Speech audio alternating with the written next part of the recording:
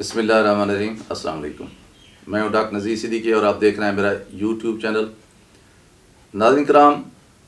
امریکہ اس وقت تذبذب کی کیفیت میں ہے، اسے افغانستان کے حوالے سے سمجھ ہی نہیں آ رہی۔ اگرچہ امریکہ نے اعلان کر دیا ہے کہ وہ 11 ستمبر تک افغانستان کو چھوڑ دے گا، حالانکہ ٹرمپ کے ساتھ ہونے والے طالبان کے معاہدے کے مطابق امریکہ اور نیٹو فورسز نے اپریل کے اینڈ تک چلے جانا تھا، لیکن اطلاعات یہی ہیں، شواہد یہی بتا رہے ہیں، کرائن یہی چغلی کھا رہے ہیں کہ امریکہ نے افغانستان سے کبھی بھی نہیں جانا۔ اس نے اپنی موجودگی یہاں قائم رکھنی ہے تاکہ ایک طرف پاکستان اور چین پر نگاہ رکھ سکے اور دوسری طرف اس کی یہ کوشش ہوگی کہ کسی بھی طرح طالبان کابل پر قبضہ نہ کر سکیں۔ اب پوری دنیا جان چکی ہے کہ افغانستان میں امریکہ کو کھلی شکست ہوئی ہے، لیکن امریکہ یہ حقیقت تسلیم کرنے کی بجائے ہیلے بہانے سے سارا ملبہ پاکستان پر، پاکستان کی فوج پر اور پاکستان کے انٹیلیجنس اور سیکیورٹی اداروں پر ڈال رہا ہے۔ اب نیو یارک ٹائمز میں ایک آرٹیکل شائع ہوا ہے جس میں یہی بتایا گیا ہے کہ پاکستان کی ISI کے سابق DG جنرل حمید گل مرحوم نے یہ کہا تھا جب امریکہ نے افغانستان میں مداخلت کی تھی 9/11 کے بعد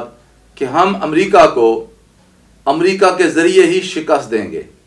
یعنی امریکی وسائل کے ذریعے ہی امریکہ کو شکست فار دیں گے۔ اور آج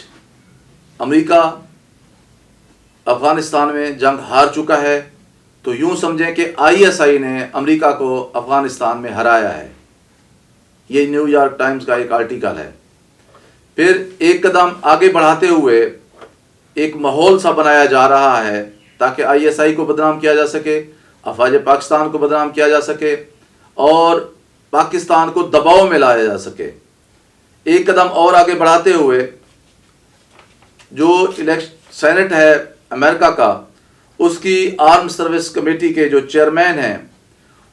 انہوں نے الزام لگایا ہے ہاؤس میں فلور پر کھڑے ہو کر کہ افغانستان میں جو امریکہ کی شکست ہے وہ پاکستانی افواج اور ISI کی وجہ سے ہوئی ہے، کیونکہ افواج پاکستان اور ISI ہمارے ساتھ بھی تعاون کر رہی تھیں اور طالبان کے ساتھ بھی ملی ہوئی تھیں۔ اس لیے پچھلے 20 سال کے دوران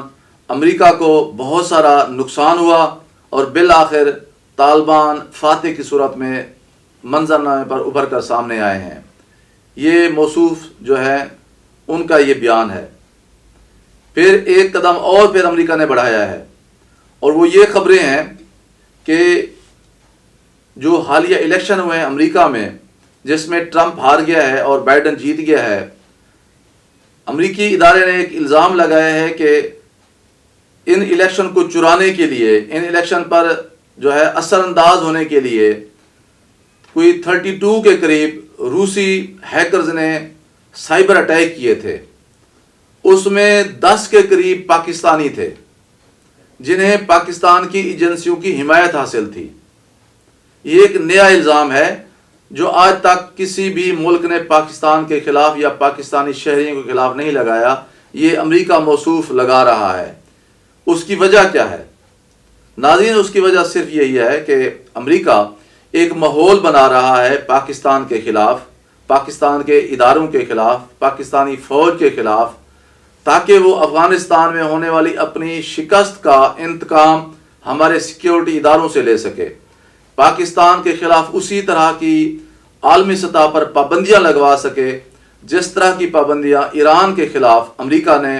خود بھی لگائی ہوئی ہیں اور اپنے بہت سارے مغربی ممالک سے بھی لگوائی ہوئی ہے، اور جس کی وجہ سے ایران کی صورتحال انتہائی ناگفتہ بے ہے۔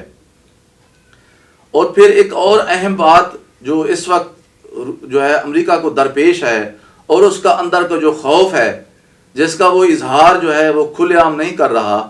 وہ یہ ہے کہ روس کے وزیر خارجہ نے جو حال ہی میں پاکستان کا دورہ کیا ہے، وہ ایک تاریخی دورہ تھا،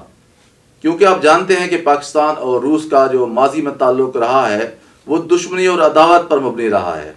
لیکن حالیہ دورے کے دوران روس نے پاکستان کو ہر طرح کی ٹیکنالوجی اور مدد اور تعاون کا یقین دلایا ہے۔ کہا یہ جا رہا ہے کہ افغانستان کے حوالے سے اب روس، چین، پاکستان اور ایران ایک پیج پر ہیں،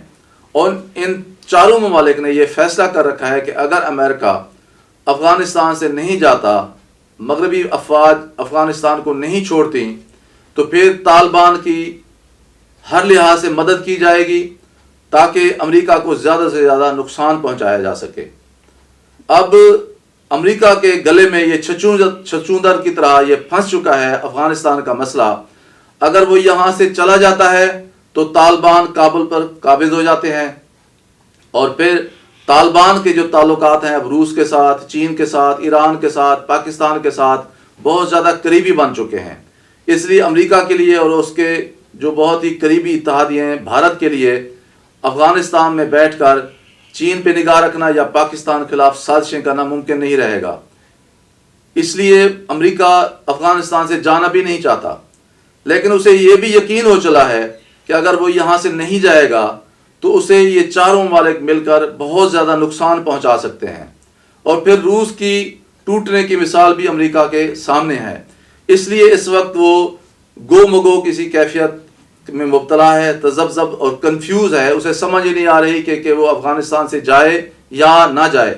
اس نے اعلان ضرور کیا ہے کہ وہ 11 ستمبر تک چلا جائے گا، لیکن امریکہ کی تاریخ یہی بتاتی ہے کہ وہ ابھی مہلت لے گا، یہ کچھ جو مہینے ہیں، اس کے بعد کسی اور ہیلے بہانے سے مزید افغانستان میں رہنے کی ضرور کوشش کرے گا۔ لیکن عالمی حالات اور خطے کی جو صورتحال ہے، اور طالبان نے جس طرح افغانستان کے بہت سارے علاقے پر قبضہ کر رکھا ہے، اور افغان حکومت جس طرح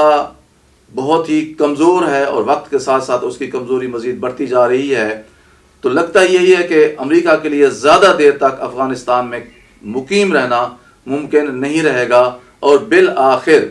پاکستان، چین، روس اور ایران نے جو سوچ کر ایک پالیسی بنا رکھی ہے افغانستان میں کہ افغانستان کا مسئلہ افغانیوں کو خود ہی آزادانہ طور پر بغیر کسی بیرونی ایکسٹرنل انفلوئنس کے خود حل کرنے کی آزادی ہونی چاہیے۔ یقیناً اسی طرح کا ہی کوئی نہ کوئی سلسلہ نکلے گا اور اس مسئلے کا حل قوم کے سامنے اور دنیا کے سامنے آ سکے گا۔ ناظرین کرام، آپ سے گزارش ہے کہ میرے یوٹیوب چینل ڈاکٹر عزیز صدیقی کو سبسکرائب فرمائیں، اس ویڈیو کو زیادہ شیئر کریں، گھنٹی کے بٹن کو ضرور دبا دیا کریں تاکہ میری تمام ویڈیوز آپ دوستوں کی خدمت میں پہنچ سکیں۔ ناظرین کرام، اگلے ویلاگ تک اجازت۔ السلام علیکم۔